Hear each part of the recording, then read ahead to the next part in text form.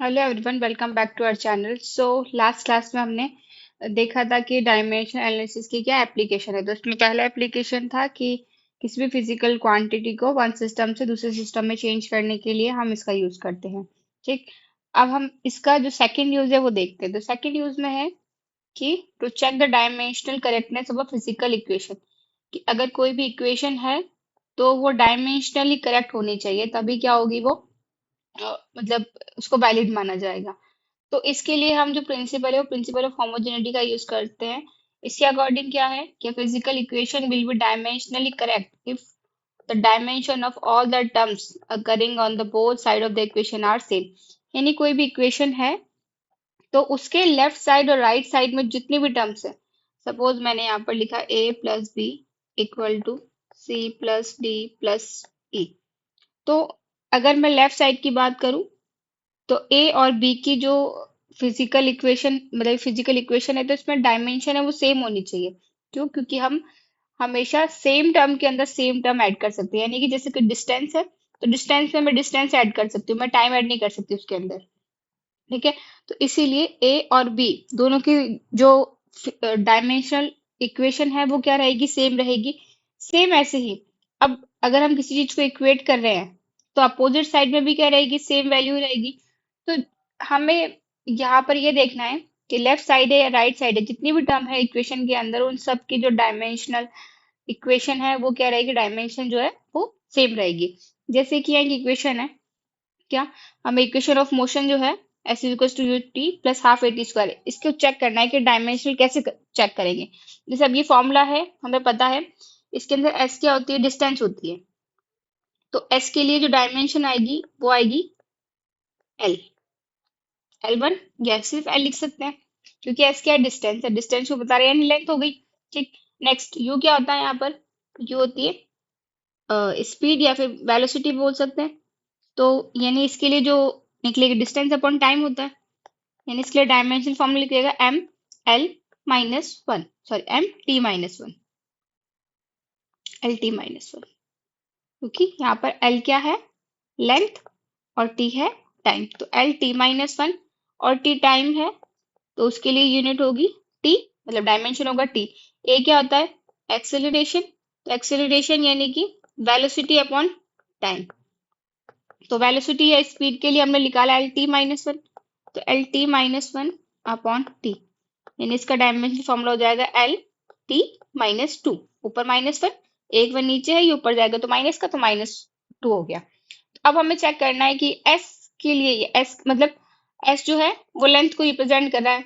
वैसे ही यू और T, you into T भी हमें किसको रिप्रेजेंट करना चाहिए? लेंथ को ही रिप्रेजेंट करना चाहिए, यानी यू और टी। यू की जो डायमेंशन है वो है एल टी माइनस वन और टी की डायमेंशन है टी। तो ये टी माइनस वन से टी प्लस वन कट हो गया, यानी डायमेंशन क्या बची? फाइनल एल ही बची। एस की भी डायमेंशन सेम ही थी, ये डायमेंशन और ये डायमेंशन। अब हाफ ए टी स्क्वायर की भी सेम होनी चाहिए। अगर इनमें से किसी की भी डायमेंशन अलग हुई तो इसका मतलब हमारी जो इक्वेशन है वो करेक्ट नहीं है।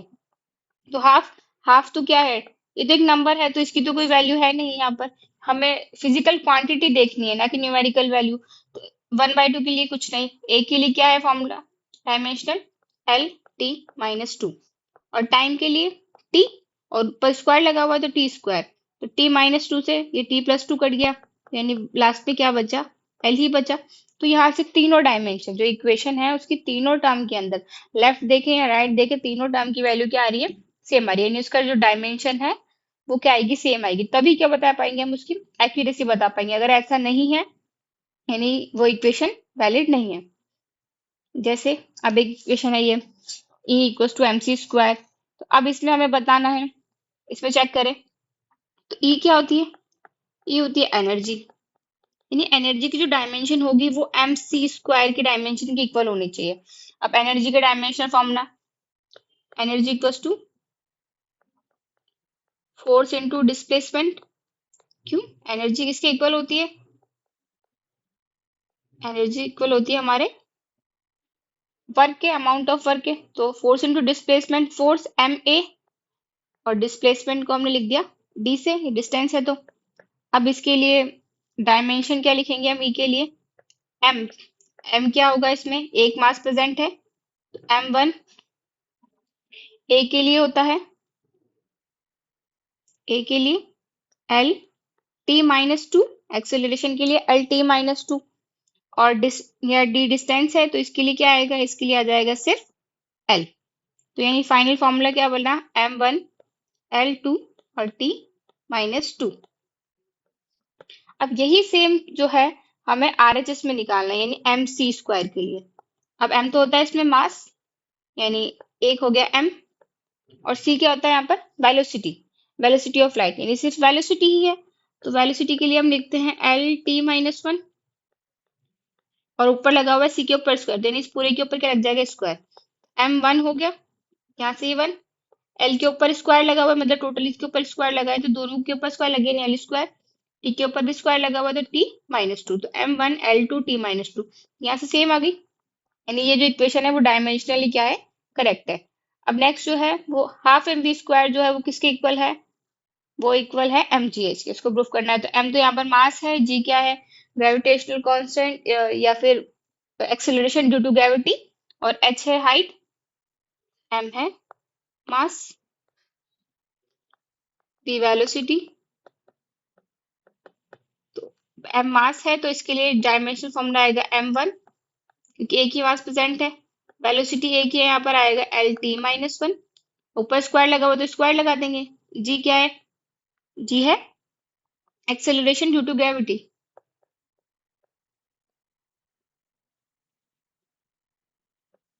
एक्सेलरेशन ड्यू टू ग्रेविटी, यानी LT-2, और h क्या है, हाइट, यानी डिस्टेंस, यानी इसके लिए आ जाएगा L। तो अब चेक कर लेते हैं लेफ्ट साइड LHS को चेक करें, यानी हाफ mv², तो हाफ की तो कुछ वैल्यू है नहीं, m के लिए M1 आ गया, और v के लिए LT-1 इसका स्क्वायर, तो M1 L2 हो गया और T-2 हो गया।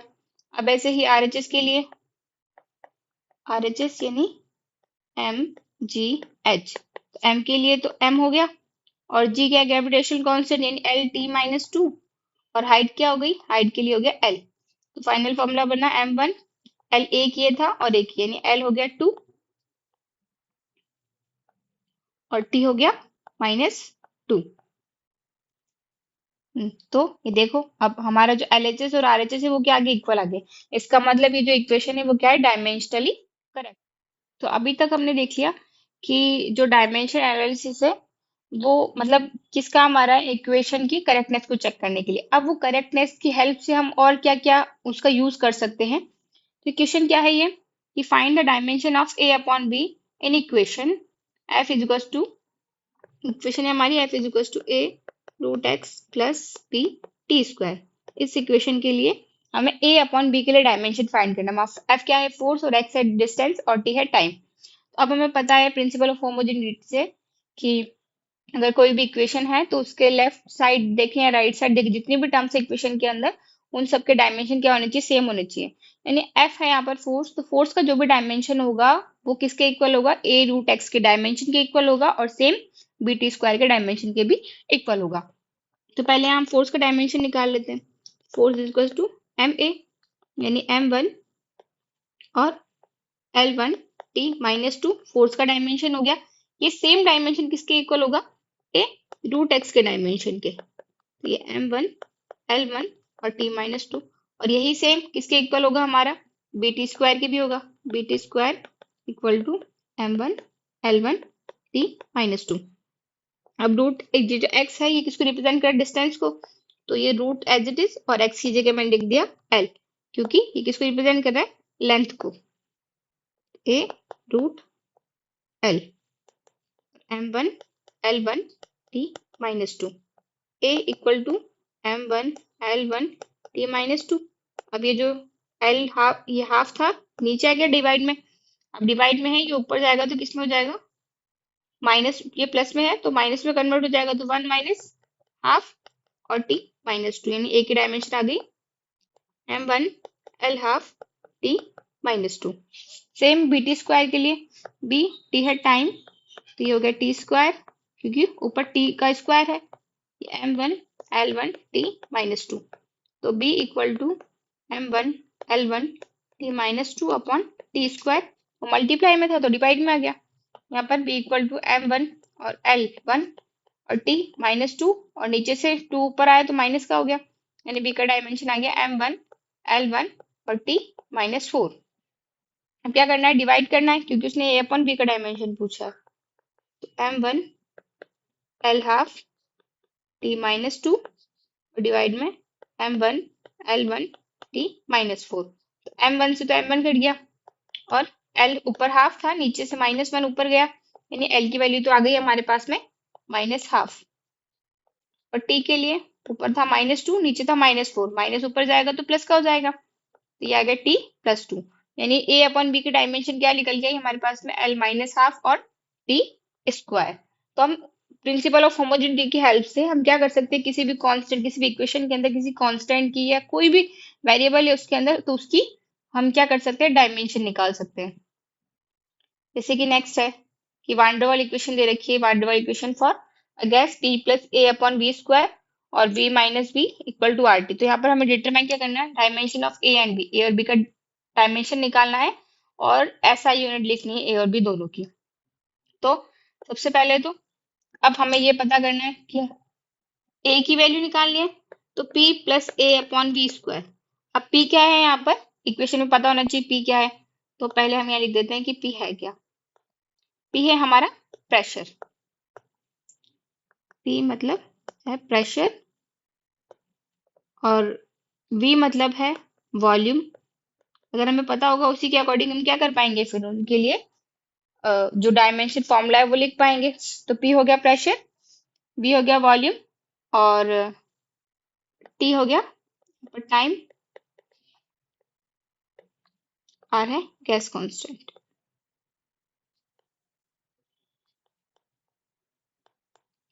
अब p plus a upon v square, यानी p में हम क्या कर रहे हैं, a अपॉन वी स्क्वायर को ऐड कर रहे हैं, तो हमेशा क्या होगा, सेम टर्म के अंदर सेम टर्म ही ऐड होगी, यानी p जो है प्रेशर, प्रेशर जो है वो किसके इक्वल होगा, प्रेशर का जो डायमेंशन है वो सेम किसके डायमेंशन के इक्वल होगा, a अपॉन वी स्क्वायर के डायमेंशन के इक्वल होगा, यानी प्रेशर का डायमेंशन किसके इक्वल होगा, a अपॉन वी स्क्वायर के डायमेंशन के इक्वल होगा।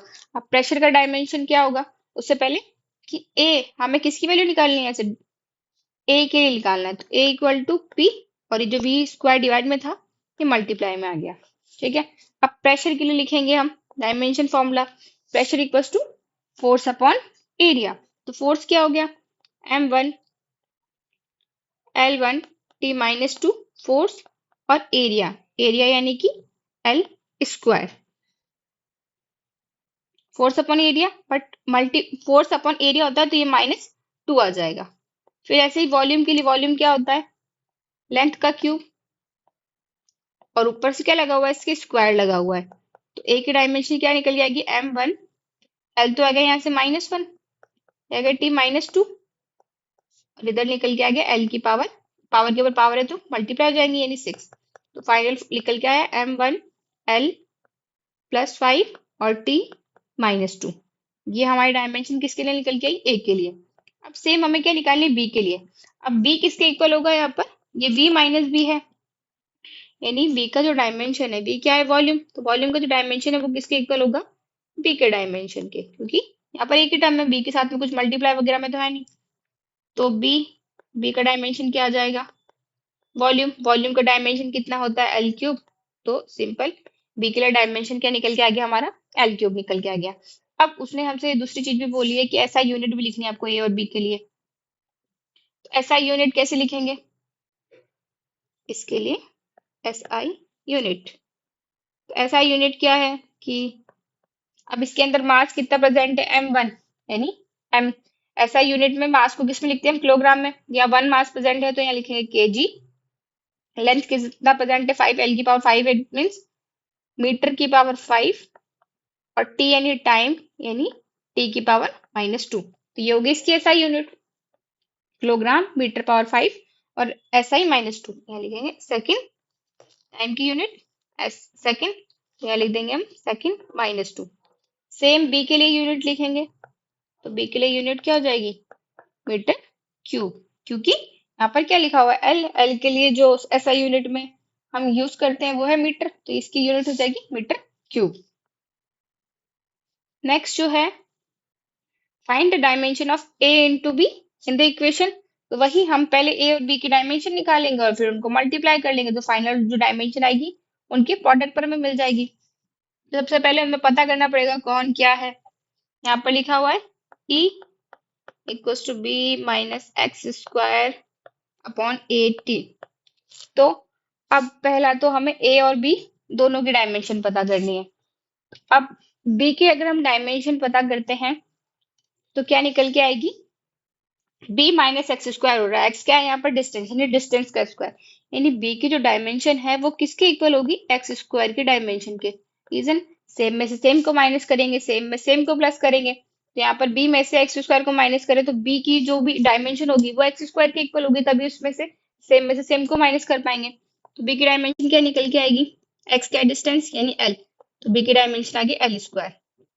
अब ए की निकालनी है, तो ए के लिए पहले ई की डायमेंशन निकालनी पड़ेगी, क्यों, क्योंकि E इक्वल टू है b minus x square upon a T. ऊपर वाली जो डायमेंशन है b माइनस एक्स स्क्वायर उनकी तो सेम है, तो ऊपर वाली की डायमेंशन तो क्या आ गई, ये ये E, ऊपर वाले की आ गई हमारी एल स्क्वायर, ए और नीचे ए के साथ में था टी, टी क्या है टाइम, तो ये होगी टी। अब मेन जो रोल है वो एनर्जी का बचा, तो एनर्जी की डायमेंशन फोर्स इंटू डिस्प्लेसमेंट यानी m1 L1 T minus to, ये तो हो गया फोर्स इंटू डिस्प्लेसमेंट, यानी डिस्प्लेसमेंट का मतलब L, और ये ऊपर एल स्क्वायर ए और ये टी। अब ये ए डिवाइड में है, इसको तो मल्टीप्लाई में ले आएंगे, तो आ जाएगा ऊपर, और ऊपर बचा L square T minus one, फिर नीचे आ गया m1 L1 T minus two और L1। अब इनको सिंप्लीफाइड फॉर्म में लिख लेते हैं, ए इक्वल टू, अब एल नीचे टोटल क्या होगा टू, L1 टोटल हो गया टू, तो L2 कट गया। अब ये m ऊपर गया तो माइनस वन, टी ऊपर माइनस वन है और नीचे माइनस टू है, तो ये ऊपर गया तो प्लस वन हो गया, प्लस टू, तो m माइनस वन और t वन। ये किसकी यूनिट आ गई, हमारी a की यूनिट आ गई। अब उसने हमसे पूछी किसकी थी, a मल्टीप्लाई b की, यानी a प्रोडक्ट b की, तो a प्रोडक्ट b की क्या आ जाएगी, यानी हम दोनों को क्या करते हैं मल्टीप्लाई करते हैं, तो a इंटू बी, a की है एल स्क्वायर और b की है m माइनस वन और t minus one, sorry t plus one, तो आ गई m माइनस वन और एल स्क्वायर और t वन। ये हमारी a प्रोडक्ट b की, यानी a मल्टीप्लाई b की डायमेंशन निकल जाएगी। तो इस तरीके से हम क्या करते हैं, इन चीजों का यूज करते हैं कि जो मतलब क्या है ये, कि हम इक्वेशन में क्या देख रहे थे, होमोजेनिटी देख रहे थे, यानी इक्वेशन के अंदर जितनी भी टर्म्स है उनकी जो डायमेंशन है वो इक्वल होनी चाहिए। तो इसमें दो टाइप के इक्वेशन आते हैं, या तो कोई करना है, किसी भी कोई इक्वेशन दे रखी है, आपको पूछा है क्या ये डायमेंशनली करेक्ट है या नहीं है, तो आप हर टर्म की क्या निकालोगे, डायमेंशन निकालोगे। अगर सेम आ रही है हर टर्म की डायमेंशन तो वो क्या होगी, डायमेंशनली करेक्ट होगी। अगर नहीं आ रही है तो वो इनकरेक्ट होगी। फिर दूसरा, आपको अगर कोई इक्वेशन ऑलरेडी गिवन है तो उसमें किसी कांस्टेंट का आपसे डायमेंशन पूछ सकता है, ऐसा यूनिट पूछ सकता है। तो इस टाइप से इसमें दो टाइप के क्या आते हैं, आपके क्वेश्चंस आते हैं। नेक्स्ट क्लास में हम क्या देखेंगे कि कोई भी फिजिकल क्वांटिटी जो है उनके लिए हम कैसे, मतलब उनका जो रिलेशन है दूसरी क्वांटिटीज पर, यानी वो दूसरी क्वांटिटी से किस तरीके से डिपेंड कर रही है, इनवर्सली प्रोपोर्शनल, डायरेक्टली प्रोपोर्शनल, या कितनी क्वांटिटीज पर डिपेंड कर रही है, उसके बेसिस पर हम क्या कर सकते हैं, उनके लिए एक फॉर्मूला डिराइव कर सकते हैं। कौन, नेक्स्ट क्लास में देखेंगे।